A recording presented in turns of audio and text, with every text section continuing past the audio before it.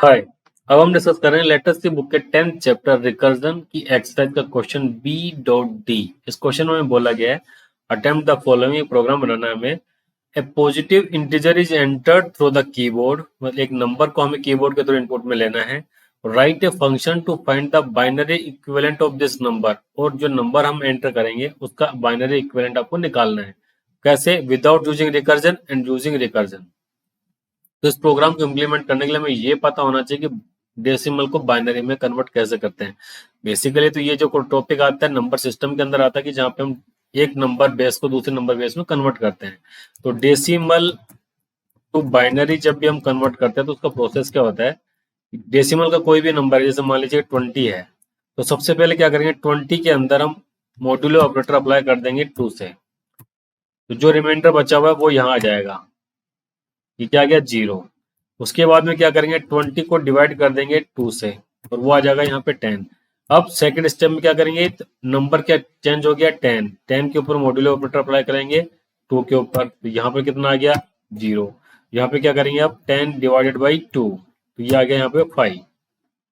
यहाँ क्या करेंगे 5 मॉड्यूलो ऑपरेटर 2, ये क्या है यहाँ पे 1। यहाँ क्या करेंगे 5 डिवाइडेड बाई 2 इक्वल टू 2, क्योंकि इंटीजर को इंटीजर से डिवाइड करेंगे तो सी के अंदर आंसर भी हमारे पास में इंटीजर ही आएगा, तो 5 डिवाइडेड बाई 2 का आंसर आएगा 2। अब बच गया हमारे पास में 2, 2 के ऊपर मॉड्यूलो ऑपरेटर अप्लाई करा 2, तो आउटपुट में क्या है हमारे पास में 0।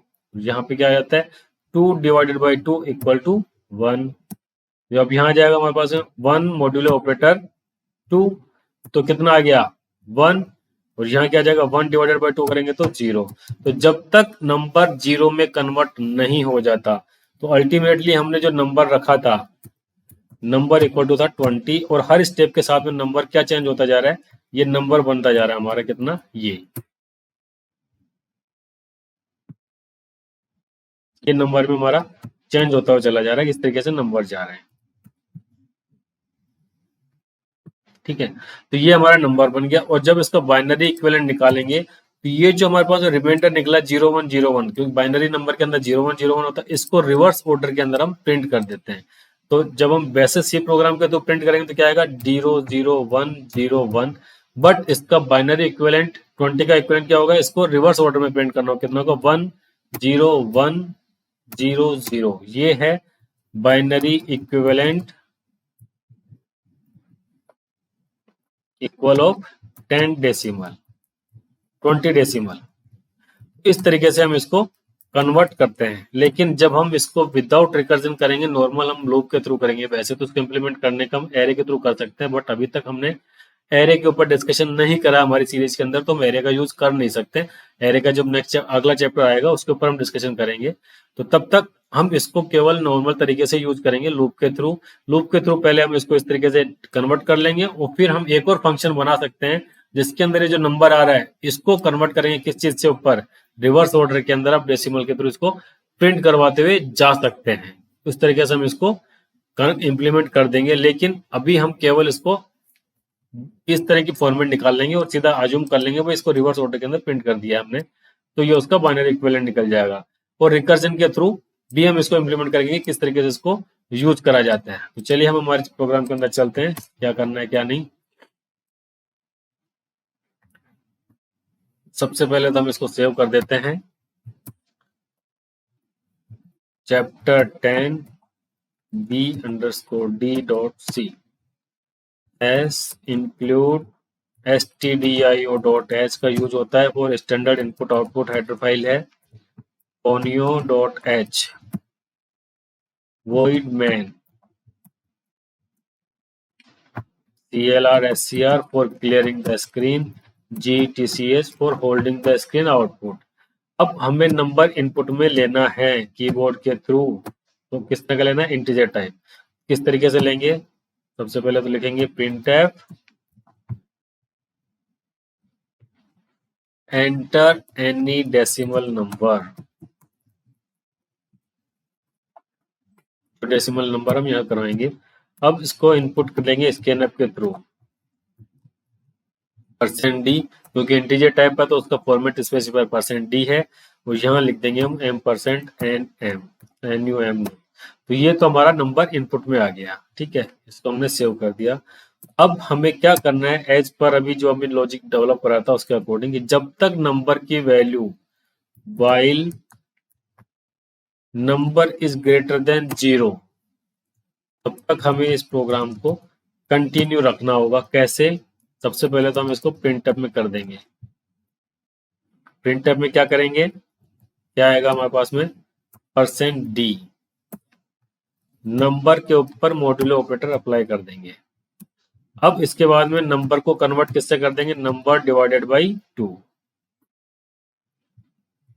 यही करा हुआ है हमने हमारे नोटपैड के अंदर, जो भी काम करा है कि इसको हमने डिवाइड करा हुआ है। पहले तो हमने मॉड्यूलो ऑपरेटर निकाला ताकि डिजिट निकल गई है, उसके बाद में हमने इसको डिवाइड कर दिया है। तो वही काम हमने अभी अब यहाँ पे करा है। अब इसको हम रन करा के चेक कर लेते हैं। सेव करने के बाद देखते हैं कि क्या हमारे पास में आउटपुट आ रहा है। नंबर लिया हमने 20, 00101, ये हमारे पास में आउटपुट में आ रहा है, जो कि हमारे जो नोटपैड में करा था उसके जैसा बिल्कुल है। अब इसको अगर हमें 20 का इक्विवेलेंट टू बाइनरी, तो इसको लेफ्ट टू राइट रीड ना करके राइट टू लेफ्ट रीड कर दे देंगे। अगर 10100, तो ये हमारा नंबर प्रिंट हो जाएगा। कैसा? इक्विवेलेंट टू बाइनरी, 20 का इक्विवेलेंट हो जाएगा बाइनरी का। अब इसी चीज को हमें इंप्लीमेंट करना होगा रिकर्जन के थ्रू। वैसे अभी पूरा बाइनरी में कन्वर्ट नहीं हुआ है, क्योंकि जो नंबर निकला है उसको अब हमें रिवर्स ऑर्डर के अंदर भी हमें प्रिंट करना होगा कि किस तरीके से ये प्रिंट हुआ है। तो उसके लिए किस तरीके से इंप्लीमेंट करेंगे आप, इसको भी इस नंबर को पहले कन्वर्ट करेंगे डेसिमल के अकॉर्डिंग, नंबर चेक करेंगे किस डिजिट तक गया है।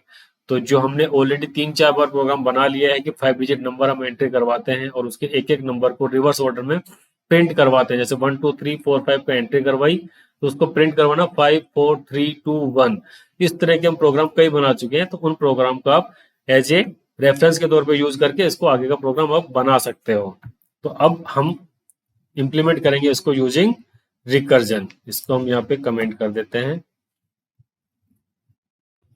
ये हो गया कमेंट में। अब हमें बनाना है रिकर्जन फंक्शन का। तो देखिए, प्रोटोटाइप डिक्लेयर कर देते हैं इसका। क्या करना था हमें, इसको बाइनरी निकालना है, binary convert binary,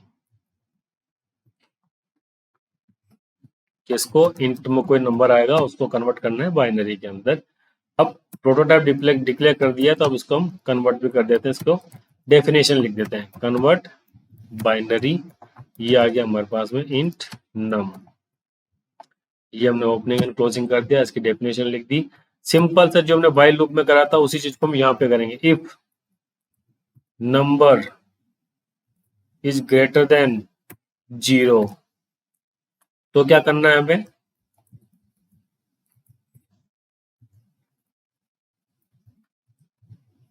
printf %d, यहाँ पे लिख दिया हमने क्या, नम के ऊपर मॉड्यूलर ऑपरेटर अप्लाई कर दिया 2, जो हमने ऊपर करा हुआ था, और उसके बाद में वापस इसी फंक्शन को कॉल कर दिया है हमने, कन्वर्ट बाइनरी, कितना, नंबर डिवाइडेड बाई 2। और रिकर्जन से बाहर निकलना है, उसके बाद में क्या कर देंगे, एल्स रिटर्न, किससे बाहर निकल जाओ अगर नंबर 0 हो गया तो। इसको हमने सेव कर दिया। अब इसको फंक्शन को हम यहाँ पे कॉल कर लेंगे, कन्वर्ट बाइनरी, और यहाँ पे हम पास कर देंगे क्या, नम, जो हम कीबोर्ड के थ्रू एंट्री करवाई है उसको हम रन करा के चेक करते हैं। हमने एंट्री लिए 20, तो आउटपुट में हमारे पास में क्या गया, 00101। ये तो वो एज इट इज आ गया जैसे कि अभी हमने वाइल लूप के थ्रू करा था। अब देखिए इसके अंदर थोड़ा सा कन्वर्ट करने के बाद में अब हमें इस नंबर को रिवर्स नंबर करने की रिक्वायरमेंट नहीं रहेगी। अगर मैं इस वाले काम को, स्टेटमेंट को इसके नीचे लिख देता हूं, तो क्या होगा, %d नम मॉड्यूलो ऑपरेटर 2। इस स्टेटमेंट से आपको ये भी प्रोसेस समझ में आ जाएगा कि रिकर्जन फंक्शन किस तरीके से काम करते हैं। सबसे पहले कौन सा कैलकुलेट होता है, कौन सा स्टेटमेंट एग्जीक्यूट होगा। कंट्रोल F9 करा मैंने, 20 लिखा,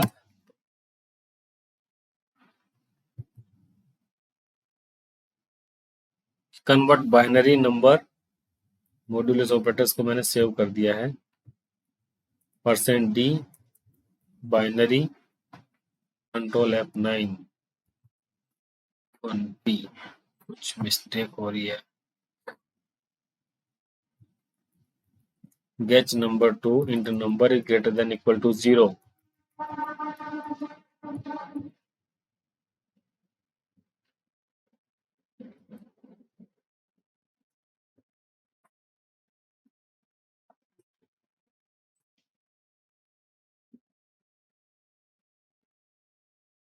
number is greater than 0, convert binary number divided by 2। तो नंबर रिपीट होता हुआ चला गया है, नंबर के ऊपर चला होता जाएगा। बिल्कुल सही है प्रोग्राम तो हमारा, लेकिन ये रन क्यों नहीं कर रहा है?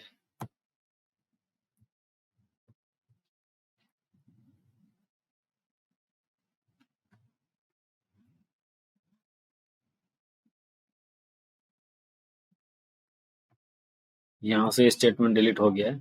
कन्वर्ट बाइनरी फंक्शन कॉल नहीं हो रहा। कन्वर्ट बाइनरी नंबर पास कर दिया नम।